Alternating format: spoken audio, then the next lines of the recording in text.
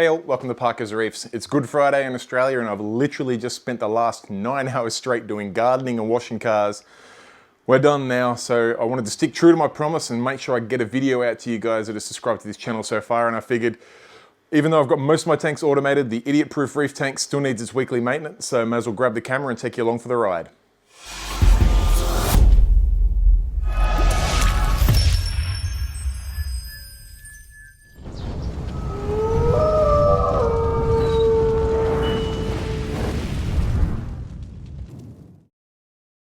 Alright, so as you know, it's been a week since we put fish in this tank, and I did say that we want to try and keep on top of the water parameters now, because this is when the ammonia and the nitrite and nitrates are going to build up, and obviously phosphates as well. So I want to do a decent sized water change on this tank today. I want to take about 25 litres out and put 25 litres of clean water in. We'll give the glass a good clean, make sure the sand's looking nice. There's not too much equipment in there that we need to give a bit of a once over, but we'll check it out.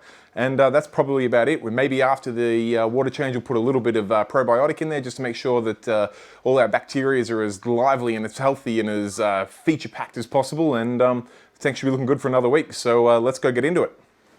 All right, so here we are with our Idiot Proof Reef Tank. You can see our two clowns yet to be named, although I'm really enjoying some of the names that are coming in from you guys. Are looking happy and healthy. I can say that they've been eating frozen and also pellet, which I've been super excited about this week because they're new fish. I must admit, I don't actually know what they were eating in store, but I doubt it would have been live. Dave would have told me if they were only eating live. So they're well accustomed to aquarium life, which is no surprise being captive bred clowns. But the tank's not looking too bad. The glass is a little bit dirty, but it's not too bad. Our glass cleaner in here has got our hitchhiker snail on there, so we'll just have to get him off there. He's not going to enjoy getting carted around the tank too much. But basically what we'll do is we'll give the glass a good clean. I might give the sand a little disruption, nothing too much, but just we've got a little bit of, it's going to be kind of hard to see, but we've got a little bit of snot down there. The corals are looking good. The leathers have got their polyps out. The bubble tip's looking great. Everything's looking good, so we'll just give the glass a good clean. We'll switch the ATO off. We'll take about 25 litres of water out.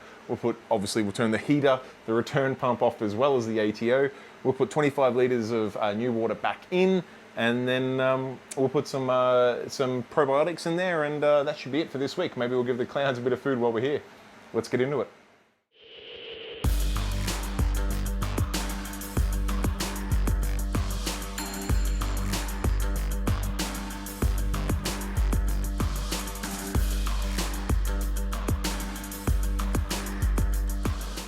All right, our glass is clean. I've got my bucket, which I've marked on the side here. It's going to be kind of hard to see, but that mark there is 20 litres, and that's how much. I've got just a touch over 20 litres in my new barrel of natural salt water that I've got the heater in just to bring up the temperature so these guys don't get too much of a shock, because it's a fairly large water change on the tank, about 80 litres in size. I'm just going to switch the return pump off, the heater off, and the ATO off, so the ATO doesn't try to keep filling this tank full of water. And I did also think of one other job we need to do. You can just see down the side here, my ATO reservoir is only about half full, so we'll top that off with some more RO water so it doesn't run out during the week as well. But let's turn these things off and siphon some water out. Hopefully by then I'll make sure our new water is ready to go, and we'll get that back in and I'll show you a couple of tricks there. All right, that's all our devices switched off other than the light. You can see the flow is a little bit more motionless now. I'll make sure I've got a fairly large hose here, so I'll just make sure I'll keep the siphon away from the clowns because I don't want to suck them up, obviously.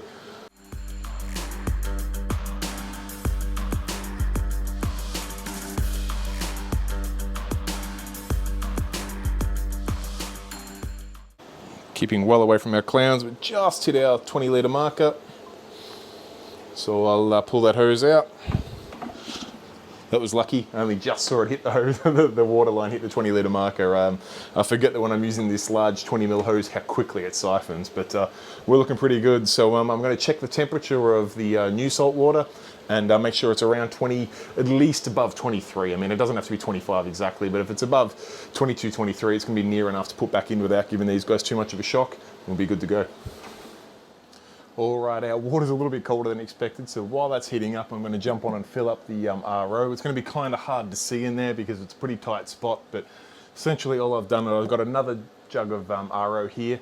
I could take the other one out and move all the pump and stuff into here, but to be honest, I'm just going to siphon from this one into that one until it's full, and we'll call that part a day.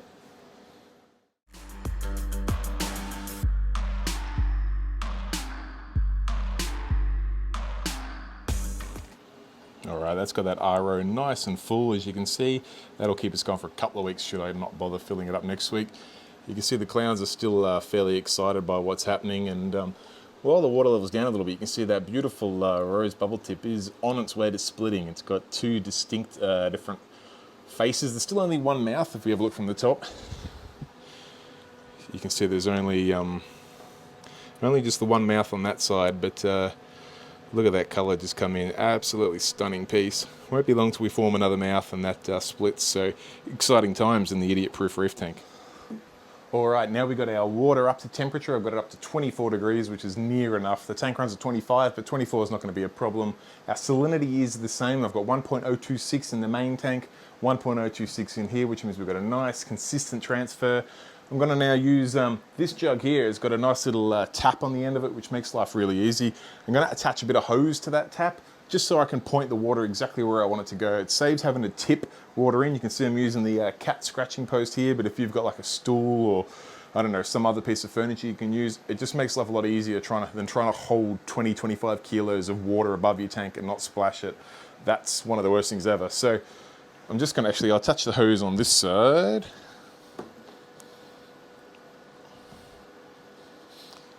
Then I'm just going to put the hose in the back there, open up the tap, and in comes the water. So that's flowing in now. I'm just going to try and aim that away from the sand, just so I don't stir up too much sand. And one other thing I noticed, the tap is off. So we'll just fill that water back up. Probably is quicker ways of doing it if you just tip it in, but sometimes, particularly in this hobby, the fastest way is not always the best way. I find this is a nice gentle disruption to the tank. If there is something you want to disturb, you can just aim the hose wherever you want it, and it will disrupt that in the tank. If you've got like a bit of a dead spot, you want to get a bit of detritus up, although you just done a water change, so you probably don't want to stir up too much detritus, but on the same hand, you're better off getting it stirred up and get it out of the tank. So this will just take a couple of minutes, and then we'll be able to switch everything back on, and the tank should be looking pretty good.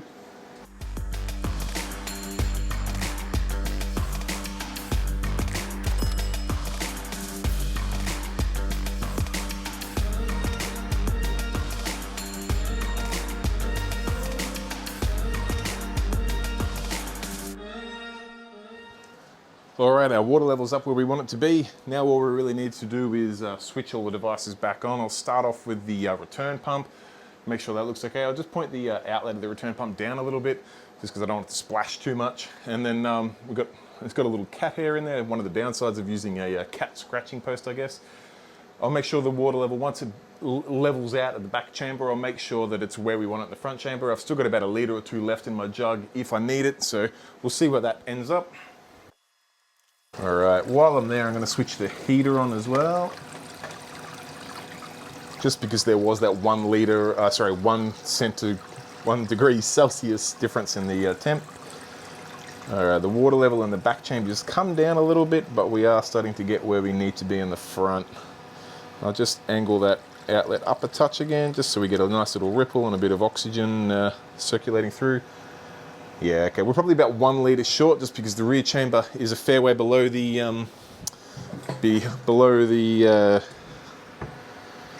ATO sensor, so I'm just going to top that off.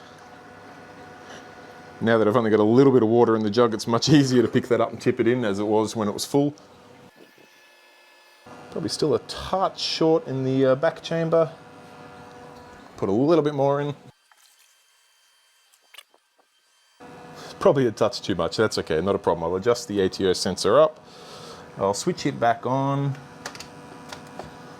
I'll grab the plugs to that, because that needs to be reset after you've powered it back on. Or does it? Here it goes. So I'll just find the plugs to it, which are floating about here somewhere. Here we are. All right, just unplug them. You plug the power in first. You let it cycle for a second. You wait till the green light starts flashing. Be sure to check out the review I did on this ATO. Once the green light's flashing, let it go for a second. Plug it back in. Wait till water pumps in. which it is, and we'll just gently lower that down to where we want it to sit, and that's perfect. Tuck those unsightly cables away. I'll twist that back around that way, sit him in there, get all those cables out of the way again. That sensor should stop pumping very soon. There we go, that stopped pumping, happy days. And we're looking pretty good. I'll grab some probiotics just to give the tank a little bit of a birthday, I guess, and should be looking sweet. All right, just to maintain the bacteria in this tank, I'm running the Reef Revolution Pro Bio Blast. Now this is 2 drops per 100. Obviously this tank's just a touch under 100 litres. That's okay, 2 drops in this will be totally fine. There we go, that's all it takes. It's not a lot. I can give that to it each day, and I will just for the first month or so now that we've got fish in there, just to make sure that we're giving those fish the cleanest water we can, make sure there's no ammonia, no nitrite, and as little nitrate as possible. You can see they're all happy, they're ready for some food. Everything's looking pretty good. I might just adjust that outlet up a little. I like just to have a little bit of a ripple there, just because it makes the Kessel look even better when you've got a little bit of a ripple in the water, in my opinion. Job done for another week. All right guys, there we have it. Another week's maintenance done on the Idiot Proof Reef Tank. I'm absolutely spent. I've been working like a dog all day today, so I'm gonna go have a shower and freshen up, get ready for some dinner. If you've enjoyed the video, I really appreciate the thumbs up and any comments down below. And if you have not subscribed as yet, I really plead with you to subscribe. It really helps this whole YouTube venture. Costs no money, takes 2 seconds of your time. Just click the subscribe button and hit that little bell notification and make sure you don't miss out on any future videos. Other than that guys, till next time, thanks for watching, keep reefing.